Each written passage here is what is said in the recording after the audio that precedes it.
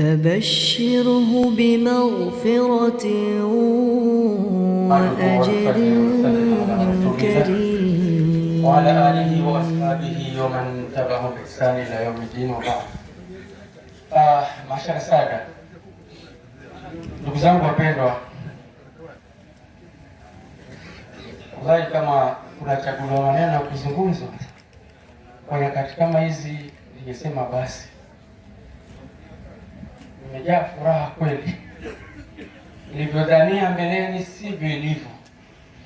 Mambo yamekuwa zaidi ya mahala pake, na zote hizi ni baraka zake Allah jalla wa ala. Inshallah, sitaki kuwa mrefu ndugu zangu. Msikiti huu ni msikiti wa kitambo sana,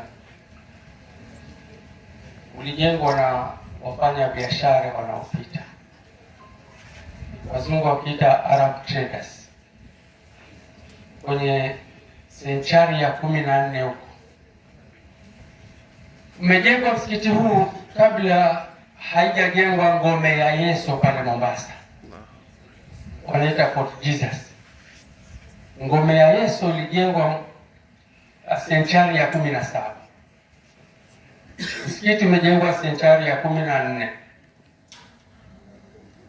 Na sote tukisoma historia, ikiwa ni kule shuleni au ni madrasa, tunapata Kawanda la Pwani lote kuanzia kule Zanzibar mpaka kule mwisho lote ilikuwa ni Uislamu. Misikiti ni mingi sana. Ndugu zetu waliotengeneza msikiti huu mpaka hapa mahala paitwa Kongo, mbele ya ule msikiti pale pana kaburi. Yeye alikuwa ni imamu wa zama hizo katika msikiti huu, akaitwa Sidiki Kongo. Kwa jina lake hapa mahala pote pakawa Kongo. Sasa leo alama ya kiongozi iko pale. Viongozi wa zama hizo walimzika pale. Wale wengine watoto, kina mama na barobaro wamezikwa kwenye uwanja huu. Kuna makaburi mengine ya ndugu zetu sasa. Ajabu, msikiti huu tofauti na majengo ya kileo. Majengo ya kileo lazima injinia atafute vyuma na waya, kongoreti, lakini huu ulijengwa hauna chuma hata kimoja. Ufahamu wa bongo lao lilikuwa kubwa zaidi kuliko mainjinia wa kileo. Na bidumu zama hizo mpaka kufikia sasa.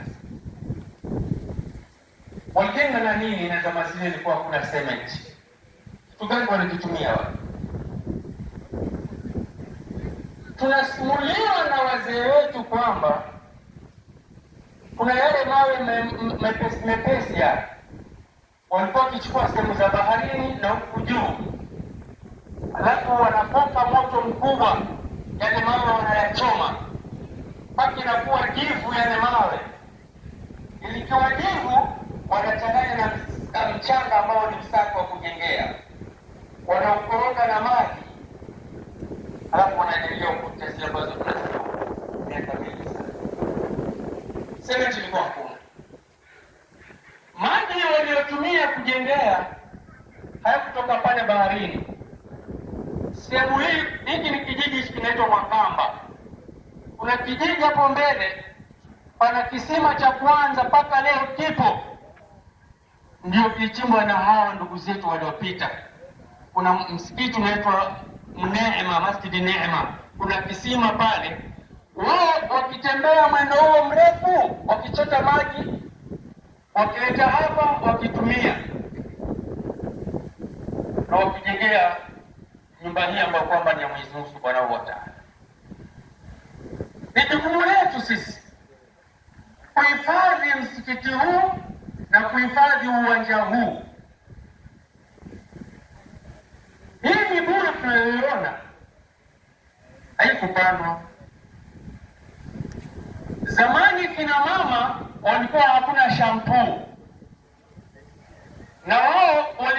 wakitaka kusafisha nywele zao, ima baada ya afya zao kumalizika au baada ya msongo ambao wameusonga wakifungua, watakuleta msongo mwingine.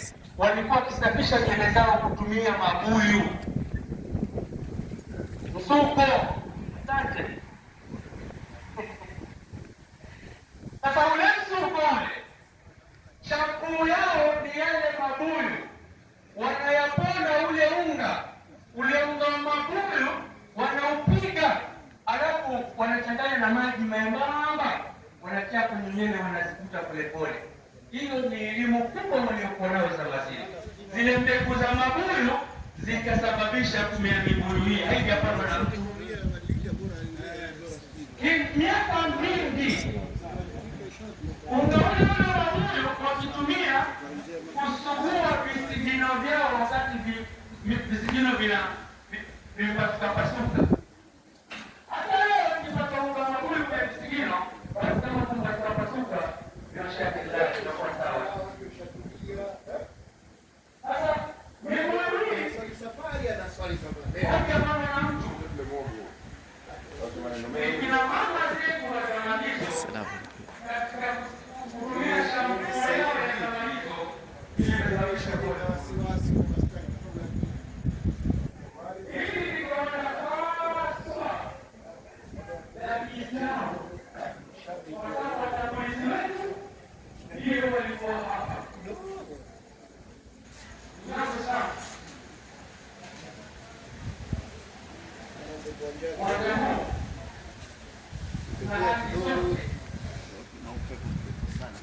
Alikuja bwana mmoja akiitwa Mwenyikombo Shame, Mwenyikombo Makame. Huyu Shekhe Mwenyikombo Makame tokapo akapitia Mtongwe, sehemu za karibu na Likoni, karibu na Mzee Sineno pale kwake, akapata mke, akaoa pale.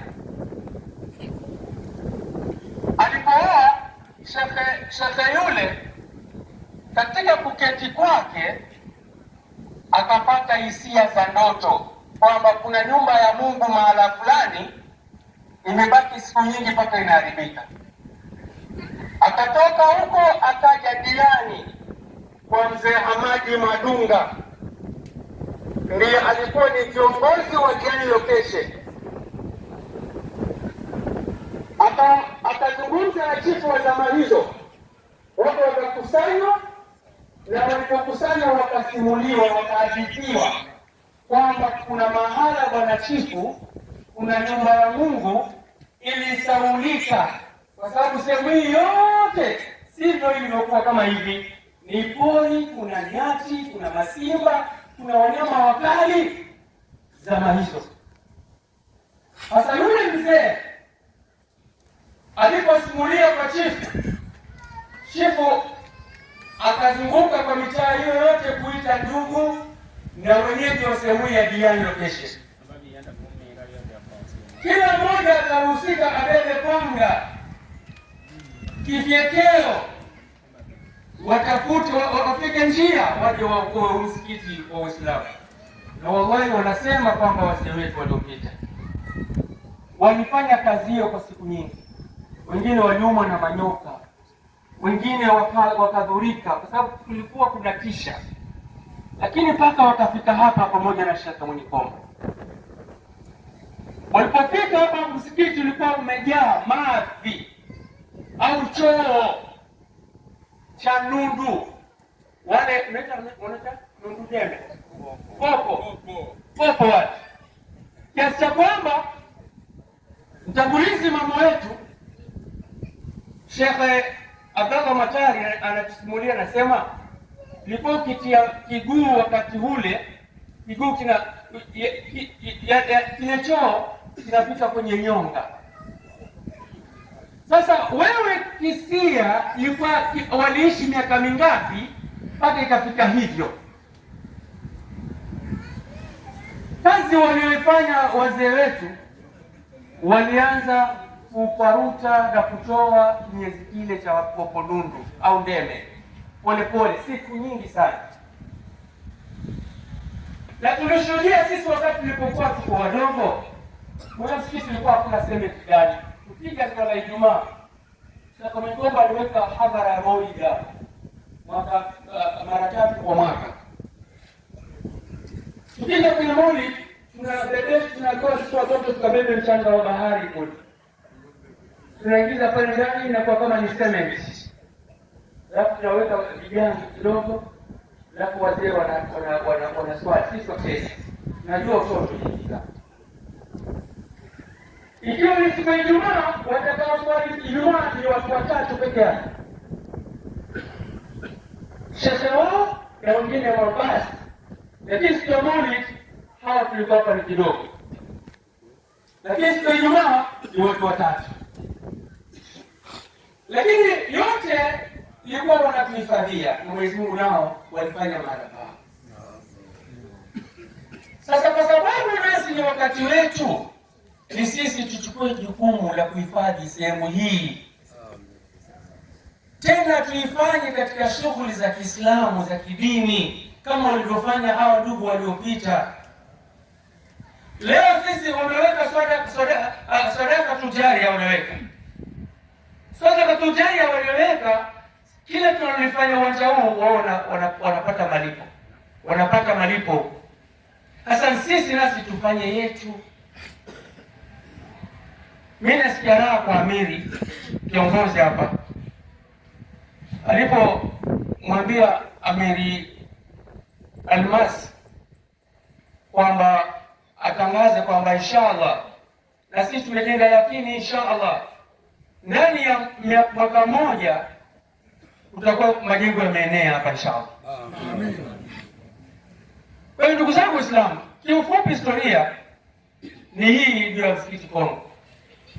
Kongo si mara pake, ni jina la kiongozi aliyekuwa ni imamu wa msikiti huu na alizikwa pale, na ndio maana kukaitwa Kongo.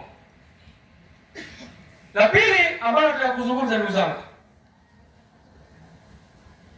nataka nitambue baadhi ya viongozi waliotuunga mkono kwenye ijtimaa hii, haswa kwenye county government ya Kwale. Kwenye county government ya Kwale ambayo ndio jimbo letu, kuna gavana Mama Fatuma Achani ametunga mkono mara pakubwa sana. Wallahi, kabla sijamaliza, namwomba amiri wangu Lulu awatilie dua hawa watu wote tuliwataja, alafu tuendelee kumaliza shauri. Bismillah. Yote hiyo ni juhudi ya mzee Israeli hiyo. Yote amiri wetu Amiri Isa anasema yote ni katika juhudi ya mzee Israel Saif Manwari. Allahumma ya Allah ya arhamar rahimin ya arhamar rahimin ya dhal jalal wal ikram. Allahumma inna abiduka nasaluka ya Allah lahum wa lana من كل خير عاجله وآجله ما علمنا منه وما لم نعلم، ونعوذ بك لنا ولهم من الشر كله عاجله وآجله ما علمنا منه وما لم نعلم. وصل اللهم على محمد وآله وصحبه وسلم.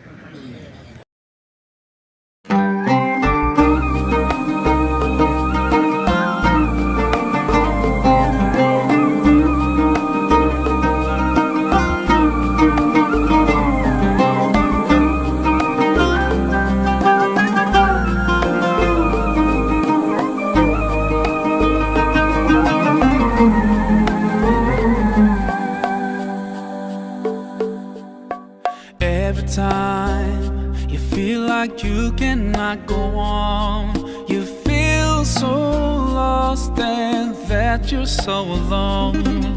All you see is night and darkness all around. You feel so helpless, you can't see which way to go. Don't despair and never lose hope, 'cause Allah is always by by your side, inshallah.